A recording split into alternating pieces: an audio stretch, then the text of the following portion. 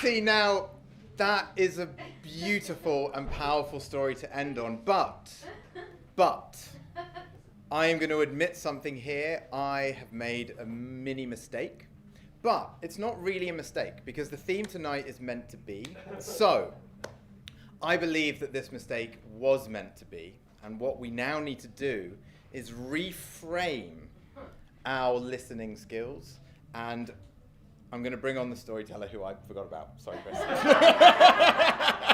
Because for whatever reason, I was looking at the lineup, and the name disappeared. So normally, like, that would have been kind of an ending on kind of this kind of like rousing, positive, beautiful note.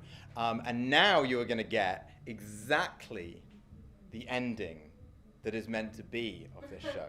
It's a shorter story. It's a nice little bonus feature tucked in at the end.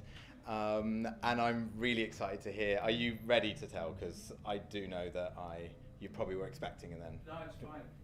If you want and they want, I don't mind. I think it's actually. I know the story, and I know it's going to be perfect. And so please keep that applause going to bring on Chris.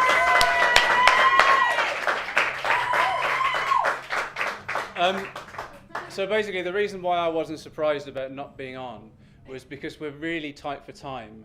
I run Natural Born Storytellers with Michael and Natalie, who you saw at the start. And I said to Michael, I was like, if it looks like we're overrunning, skip over me and go straight to Cash, which is what he did. So then I was thinking, oh, okay, we're going to finish on time. And then all of a sudden, here I am. So I don't know whether that is meant to be. I'm not sure. It doesn't feel like it. Basically, about 10 years ago, I lost my sense of humour completely. I stopped seeing the funny side in anything. When I tell you why, maybe you'll understand. Basically, my marriage fell apart, and incidentally, it is because both of us were with each other because we were lonely, which is always the wrong reason. You're quite right. And so we ended up sort of like splitting up. Now, I was 29 years old, which all of a sudden is making people go, "You're nearly 40, Chris." No way, you don't look it. How could you possibly be nearly 40, Chris? Well, I looked even younger back then. And the problem is that when you have a marriage that falls apart, it's perceived to be as quite an adult thing to do. Getting married is an adult thing to do. Getting divorced is an adult thing to do. But I looked like I was still at school. And no one knew how to handle me. And I was on a train the day after we'd split up. It was decided that I would move out. And I think this is part of the start of the journey of me losing my sense of humour. I basically got that victim syndrome, where I thought, why me? Why me? And I was like, I've got to find somewhere else to live. Oh. And I was sitting on this train with one suitcase, because it's all I could take with me. And I just couldn't believe how my life had turned out. And I was looking at the countryside passing by, and I got mistaken by an elderly lady to be the oldest son of the family that I was sitting next to. And I asked, and those parents were 33 years old, which means at the time they were 4 when they had me. That does not give them enough time to meet and fall in love and get to know each other and decide the time is right to settle down and start a family. But you can't get into that with a stranger. So I just said, no, I'm not their son. And I kept looking out the window, and then she said, cheer up, it might never happen. Now, admittedly, she didn't know what sort of day I was having, but that's an imposition with a stranger, isn't it? I don't know how many people have ever said to you, cheer up, it might never happen, and the reason that you're not particularly cheery in the first place is because it has already happened. It's a reasonable assumption if you don't know the person, isn't it? But this is where I'd started to become bitter. I'd lost my sense of humour. I saw the funny side in nothing. I got really angry about it. People don't care what they say as long as it sounds good. They will talk in sound bites that they have magpied from other people. Another one is a stranger is a friend you haven't met yet. Fuck off. I'm not saying it's inherently false, but it's not a blanket truth either, is it? I've been mugged 4 times, and I haven't kept in touch with any of them.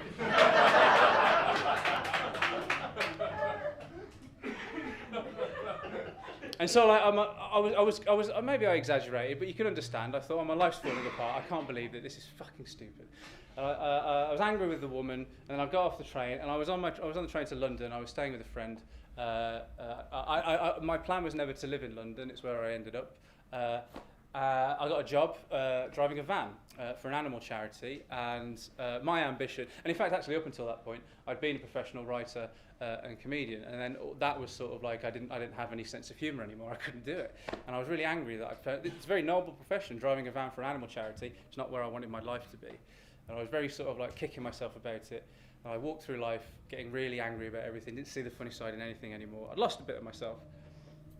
Now, I was working for this animal charity, and that means I was on the retail side, I was driving the van, I was taking a load of donations to and from the shops, I was delivering things to old ladies when they bought stuff they couldn't necessarily take to the flat.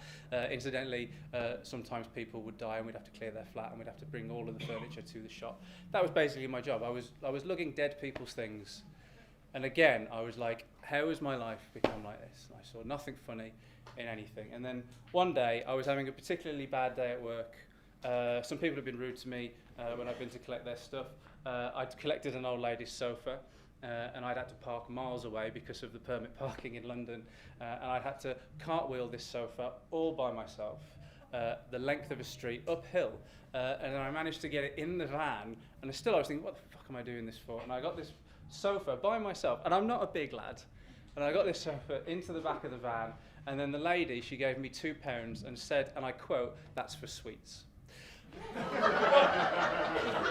And I went back to the shop, and I was in a it was the worst mood I'd been in probably ever since my marriage had fallen apart. And I was sitting there, and I was all glum, and then almost the timing was perfect. It was meant to be a little old man he was about 5'2", and he was so old that he was turning see-through. Like his skin was translucent, you know, like he was so old and frail. And he came into the back of the shop, and he was holding this thing wrapped up in like a brown paper bag. And he went, "Excuse me." And we went, "Yeah." And he went, and then he was sort of like, "I have to go into a home, and I'm due to go in next week. I can't take everything with me. The room that I'm going into is smaller than my flat. And ever since my wife died, I've got a lot of our collective belongings, and I can't take this with me, but I just want it to go to a good home. I just really want this to go to a good home." And he went, "It's ever so fragile. You must keep it upright. You mustn't move it. You mustn't destroy the integrity of the outside. It is imperative that it is taken care of. And if anybody comes into the shop and they wants to buy this, you have to tell them they have to take good care of it. I can't bear to lose it, but I can't take it with me." And then he put it down on the table, and then he turned around and he started sobbing as he left, like his shoulders were going. And then he walked out, and that was the last I ever saw of that old man. And we were like, what is he donated? What could he possibly have brought in that made him have that reaction to losing it? And we ever so carefully, like, we heeded his wishes. We were like, we must be really careful, we can't break it. And we unwrapped it, like, so slowly and so delicately. And what this old man had donated was, it was about 20 or 30 years ago. You don't really see them anymore. They were called impression things. And they were like a load of needles, and you put your handprint in them. He'd done it with his dick and balls.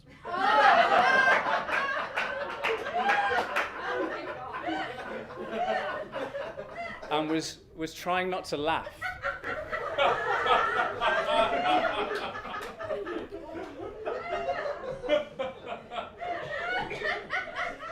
And I laughed harder than I had done in the previous 18 months leading up to then. And I found my sense of humour again. So, thank you.